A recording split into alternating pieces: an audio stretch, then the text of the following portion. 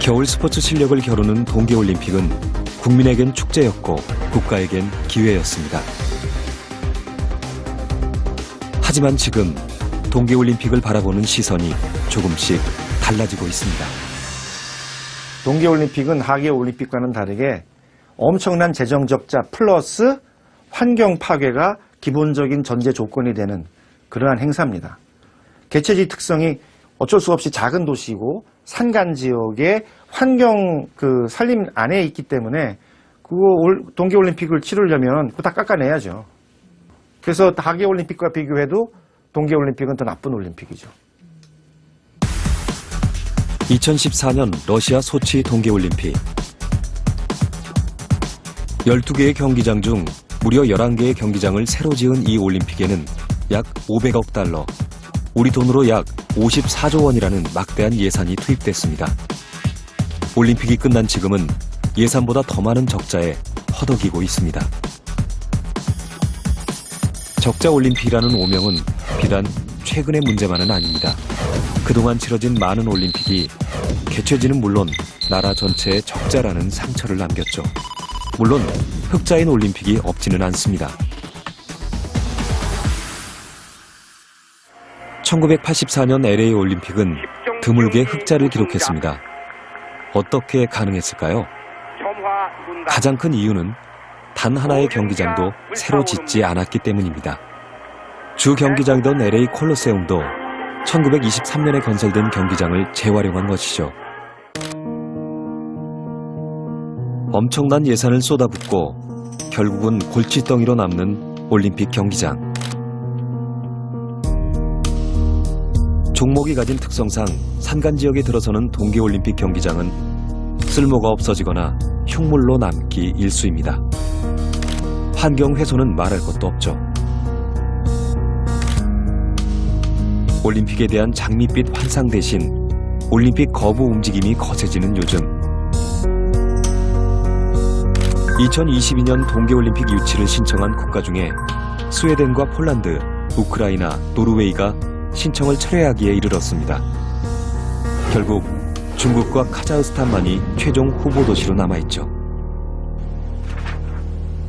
그리고 지난 12월 IOC에서는 올림픽 어젠다 2020을 발표했습니다. 이 개혁안에는 기존의 시설과 경기장을 최대한 활용하고 개최지가 아닌 지역이나 개최국을 벗어난 국가에서도 경기가 가능하다는 내용이 담겨 있습니다. 분산 개최의 불씨가 바로 여기서 지펴진 거죠. 분산 개최는 우리가 쓸 수 있는 아주 유용한 카드입니다. 우리가 예상할 수 있는 환경 파괴의 문제들, 지금 이제 3년 넘게 남았으니까 지금 방향 전환을 할 수 있어요. 많은 개최지들이 그 개최 연도 1년 전까지 협상하고 변경하고 막 그러거든요. 가리왕산을 깎아서 수백 년 된 나무들을 다 밀어버리고 거기다가 단사흘을 위한 슬로프를 만드느니 기존에 있는 시설물 쓰고 그다음에 지금의 그 자연 환경들을 보호하는 게 강원도 미래에도 후세에게 더 좋은 일이 아닌가 그렇게 확신을 합니다. 그런 논의를 할 수 있는 시간이 지나갔어요. 우리가 만약에 3년, 4년 전에 이 얘기를 했더라면 정말 바람직한 방안인데 지금에 와서 2년 앞두고 분산 개최 논쟁을 시작하면 올림픽이 불가능한 거죠. 정부와 동계올림픽 조직위원회 측이 분산 개최의 난색을 표하는 동안 시민단체는 끈질기게 가리왕산을 지키기 위한 방법을 찾아왔습니다. IOC한테 대안을 내놓은 적이 한 개도 한 번도 없었어요. 한국은 환경보전을 위해서 이렇게 중요하니까 이거는 여기저는 도저히 안 된다. 그러니까 딴 데서 하자. 그거에 대해서 우리가 계속 이제 그 피서 쪽에 편지를 계속 보냈어요. 시민단체가 국제스키연맹에 제시한 대안은 무주와 용평 등 기존의 스키장을 활용하자는 겁니다. 하지만 이 기존 스키장에는 약점이 하나 있습니다. 알파인 활강 경기장의 국제 규격인 800m 이상의 표고차를 갖추지 못하고 있었던 거죠. 시민단체의 노력이 벽에 부딪힐 무렵 약점을 보완할 방법이 다름 아닌 국제스키연맹 규정에 있었습니다. 그건 바로 투런 규정입니다. 투런 규정이란 표고차 350m에서 450m의 경기장을 2번 내려와 그 기록을 합산하는 방식을 의미합니다. 800m 이상의 표고차를 갖추지 않아도 경기가 가능하다는 얘기입니다. 투런 규정은 국제스키연맹의 규정집에도 분명히 명시되어 있습니다. 하지만 이 역시 받아들여지지 않고 있죠. 올림픽엔 적용되지 않는다는 게 그 이유입니다.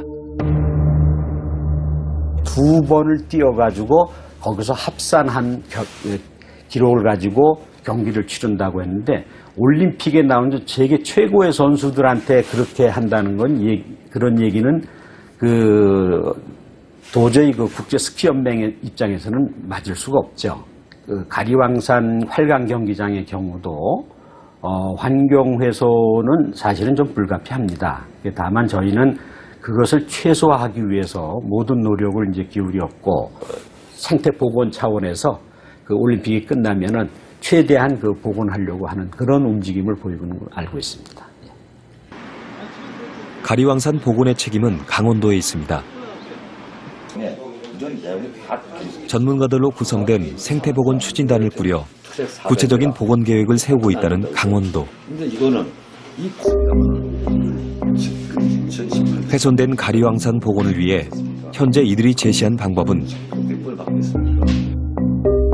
자연적으로 나무가 자라게 하는 자연천이, 그리고 나무를 옮겨 심는 이식 등과 같은 방법입니다.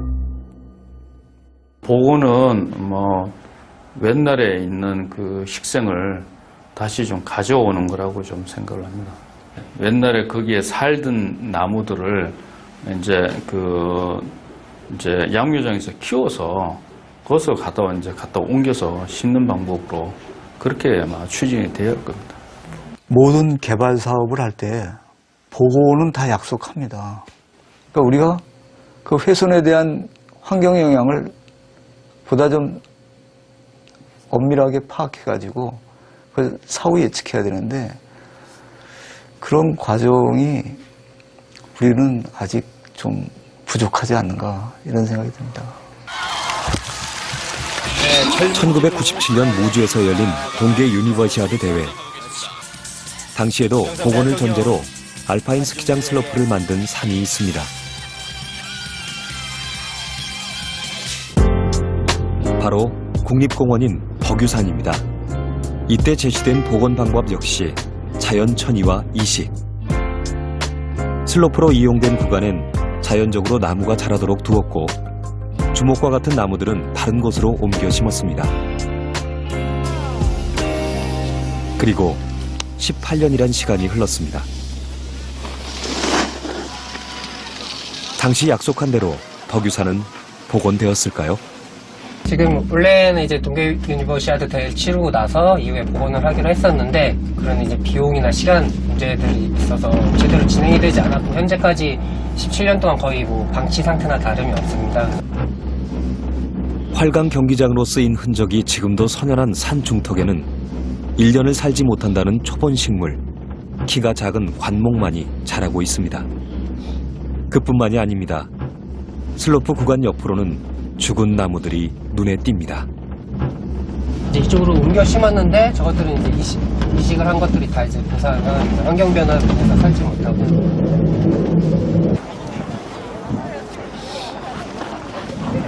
한겨울 덕유산을 찾은 사람들은 눈부신 설경에 감탄합니다.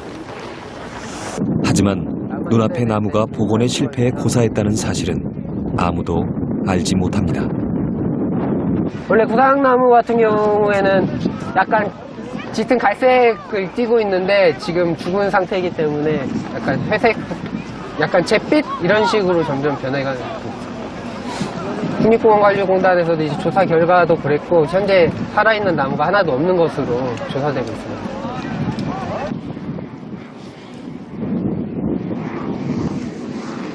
기준도 목표도 불분명했던 덕유산 복원 계획. 나무가 뿌리 내리지 못하는 데에는 다 이유가 있습니다. 거기에 가장 큰 문제가 토양을 훼손했기 때문에. 네, 유니버시티 하면서 토양을 엄청나게 훼손했습니다. 바닥에 있는 것도 거의 다 긁어냈죠. 왜? 뿌리를 다 끌어내면서. 외부의 흙들 갖다 덮으면서 외래 초본 정도 갖다 심으면서 토양이 완전히 교란이 돼버리니까 얘가 충격에서 헤어나오지 못하고 있는 것들입니다. 나무의 어머니는 땅입니다. 벌목을 할 때 잘려나가는 건 그래서 나무만이 아닙니다. 공사를 위해 해집은 땅은 나무를 키우던 본래의 지층을 잃어버리게 되죠. 그 위에 화학물질이 섞인 인공눈이 뿌려지고 나면 토양의 상태는 더욱 악화됩니다. 다시 나무를 심는다 해도 대부분 고사하는 이유가 바로 그 때문입니다. 꼭 덕유산처럼 복원을 약속한 가리왕산. 그 결과는 덕유산과 다를 수 있을까요?